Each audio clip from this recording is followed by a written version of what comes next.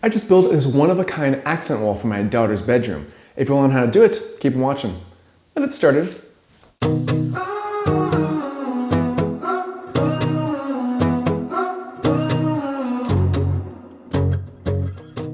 I've had this home office for a number of years and it's served its purpose extremely well. However, with a second kiddo on the way, we really need to figure out a way to get this office downstairs and transform this room into my daughter's bedroom. But of course, we need to make sure it's actually something that my daughter would want to be in the first place. So let's get started. When it comes to home office, mine isn't the dirtiest, but it certainly isn't the cleanest. And throughout the lifespan of this room being an office, it has collected a number of unique items, of course, topping it all off with a sexy beast pillow. But now it's an all hands on deck gut job to make sure we have plenty of room and space for my daughter in this beautiful room that is not beautiful yet. We need to make sure it's a room that she actually wants to be in, and in order for that to happen, Dad needs to go to work. I decided to remove the existing wall base because there's a unique shape and variance to the very top of this wall base, which provided a bit of character when I first installed it, but we need a nice flat surface for our accent wall to rest upon. Before we get to trim though, we need to do some painting, and to make sure this painting gets taken care of as quickly as possible, I'm going with the Wagner Paint Stick Easy Roller. Now this Easy Roller is actually quite inventive because all you have to do, insert this fill tube into your paint bucket and then suck the paint right into the wand. This main tube houses a large amount of paint in it, and then with the pump action trigger, you gradually move the paint into the roller. Once the roller is fully coated, it makes quick work of applying the paint to the wall with very minimal drips. Plus, this really is a huge time saver because I'm not going back and forth on a pan to apply paint to the roller and then apply it to the wall. I basically just suck up a large amount of paint a handful of times and apply it to the wall very quickly and efficiently. In a previous BYOT, I created this really unique faux brick pattern that was just made with a simple stencil and some joint compound. Now if you want to check it out, I'll make sure and leave a link in the description box below if you want to do this yourself. And I actually do like the white in compared to the black, which is surprising. I apply 2 coats of white paint to all of these walls, and now we have our blank canvas, which means we can move on to trim. The trim that we're using on this project is all going to be a Craftsman style primed MDF base molding trim. The first trim I'll be installing is going to be our base trim, just because I want to make sure that we have a base to rest upon before we get to our accent wall. I maneuver our base trim into position and then just tack it in place with our pin nailer. Now this pin nailer is really nice because you can barely see the holes due to the fact that these nails are 23 gauge, which is very small. I always suggest applying a layer of caulk at the very top of our trim between the trim and our wall, because that will just give it a nice finished quality look, and all you have to do is apply a thin layer of caulk, smooth it out with your finger, and that's basically all that's needed, especially if you have a white wall. Now that our wall base is finally in place, I can take our measurements for final production run of our accent wall vertical slats. I cut the bottom of each board with my miter saw so I can guarantee that I have a nice clean cut at the very bottom, and then measure out accordingly. Now with the second cut, I do cut it to length, but once I have that cut, I rotate the blade 45 degrees so I can have a perfect 90 once I have my secondary pieces. You could save yourself some time by cutting your miters first and then cutting it to length, but in this case this is exactly how I did it, so I just wanted to make sure I was truthful in what I was portraying.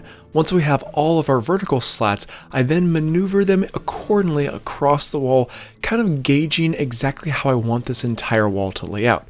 This is still the first time I've ever done this, so you can play around with the different type of spacing based upon your personal preference.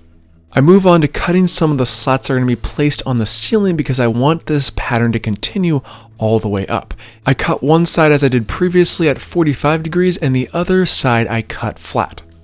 In order to provide a bit more variety in this layout, I did adjust the length of each board, going from 18 inches all the way up to 30 inches long. Now the only issue I have with this trim is the fact that it's wall-based trim, and that means that one side has 90-degree corners and the other side has one rounded edge, and that's because our flat side is going right up against our flooring. Now I'm going to take a router to round over these edges so it makes it cohesive all the way around, but also make sure it's nice to the touch. In order to achieve this look simply, I'm just using a 3/16 inch round over bit on the corners that have a sharp 90-degree angle. That way it's congruent with the other side that is rounded, but keep in mind that you're not doing this to any of the mitered corner sides. Once the routing is taken care of on all the boards, I quickly realized that the router does not leave a crisp, clean, smooth finish, which is why I go over it afterwards with a sanding pad and 200 grit sandpaper. I go over all the sides that I actually routed to make sure we have a buttery, smooth finish in the end. One thing I would suggest doing prior to applying your paint that I didn't do is to just take some primer and prime out those areas that you just cut, because it does leave a slight variance even if you do apply multiple coats of paint. In order to provide my daughter with the best trim transitions possible, I decided to assemble all these boards prior to installing it onto the wall, because one, they're going to get the best seam in that case, but two, it will also make the paint process much easier, especially if you're going to go with an ombre look like we are on this project. In order to guarantee that we have an instant and secure hole, I apply Starbond CA glue to one side and then apply the accelerator to the other. Once I have it in position and hold it there for approximately 10 to 20 seconds, I then can take my fingers off and then use my pin nailer to finish it off accordingly. Just make sure you watch out for your fingers and make sure you're pointing the nailer down or at least straight, never up. Once we have all of our boards laid out and secure, I can then move on to some painting. But we do have to pick up the paint first. There's a treasure trove of colors to choose from, but at my local Home Depot, I found that Glidden had the best color options in this specific setting. For this beautiful rainbow, we're using 5 different colors, and they're all basically pastel colors, and we're gonna be going with an ombre effect, which means that this entire thing, we want it to flow smoothly between color to color to color on all these boards and not just one solid color on each. It's gonna make it a little bit more difficult, but I feel like it's gonna be a cooler look in the end. In theory, I want these colors to flow as naturally as possible, which is why I'm adding a bit of water to our latex paint and then mixing it up thoroughly after that. I personally feel this helps make the color transition look more natural, and if you feel differently, please let me know in the comment section below. I'm applying our purple first, then green, then blue, then orange, then pink, and back to purple after that. Now I know these are not your normal rainbow colors, but I feel that these pastels provide a beautiful look with color and makes the transition process from color to color more natural. One thing I had to make sure and look out for when applying my paint was the sides of each board and making sure that each side had a nice coverage of paint. Now I had to pick up a few boards because these boards are quite close to each other, but just be mindful of that, and if you can work in a larger, more sprawled out space, please do yourself a favor and do so. As for the sprayer that I'm using, this is the Wagner Flexio 3500, and it's a perfect sprayer to use, especially on small projects like this, because it has a detail finish nozzle and a larger finish nozzle. On this project, of course, I'm using the smaller detail finish nozzle to get a nice even coat of coverage that's a very delicate coat, not a heavy coat whatsoever. This drastically avoids the potential for paint to run, and it provides a nice cohesive finish all the way across.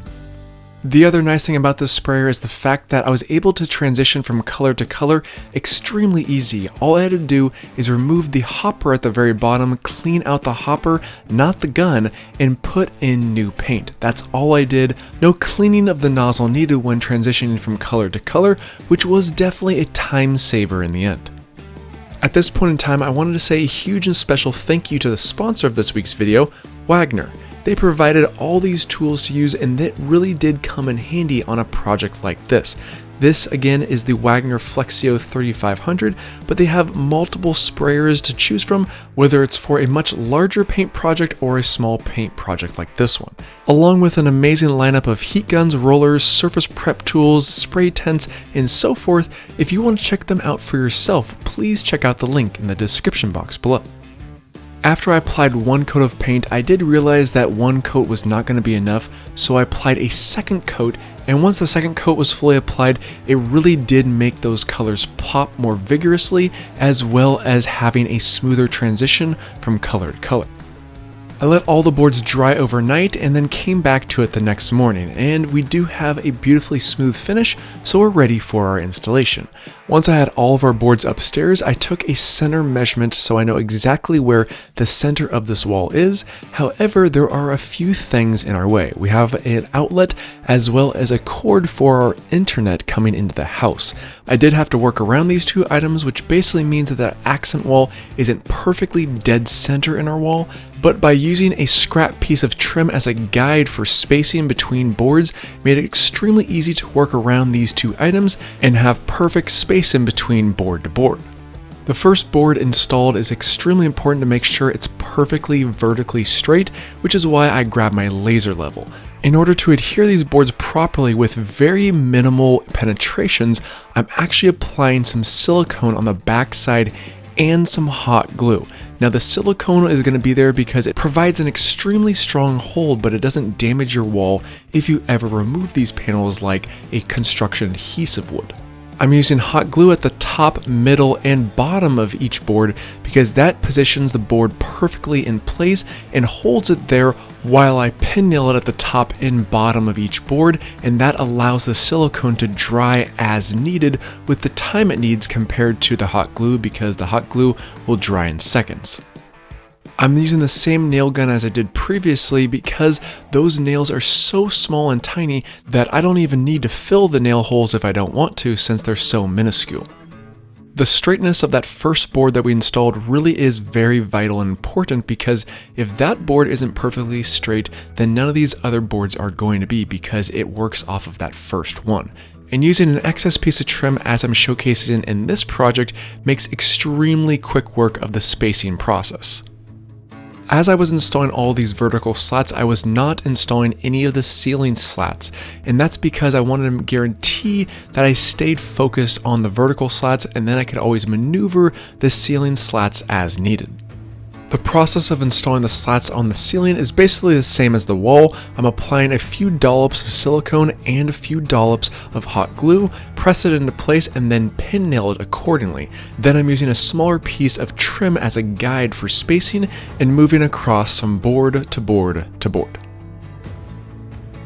Once all of my ceiling slats are fully installed, I take a moment and enjoy the fact that this system looks incredible and beautiful, but there's one last thing I feel is appropriate. There are some spaces on the side between our trim and the wall, and in order to fill those gaps in a nice professional way, I'm just using the same caulk that I used previously, filling those holes and smoothing them out with my finger or with a wet paper towel. If you do this on your own project, I would suggest applying the wet paper towel first to the trim and then applying your caulk. It just makes it a little bit easier to remove any of that excess off of the trim as well as off of the recently painted wall. And with that taken care of, we are done.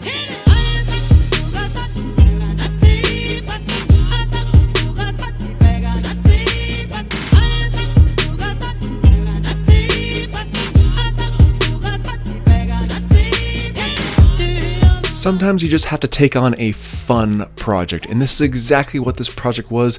No, this wall is not for me, but it's for my daughter, and I hope she absolutely loves it for years to come. Well, at least maybe till she's a teenager. But with that said, this is truly one beautiful, sexy beast. Oh yeah. Oh my goodness. What is that? Do you like it? Do you like it? Yeah, you like it? Oh my goodness. Uh-huh. It's very pretty. Right? Uh-huh. Oh my goodness. It's very pretty. Right, sweetie? Yeah? Are you happy? This is your room now. This is your room.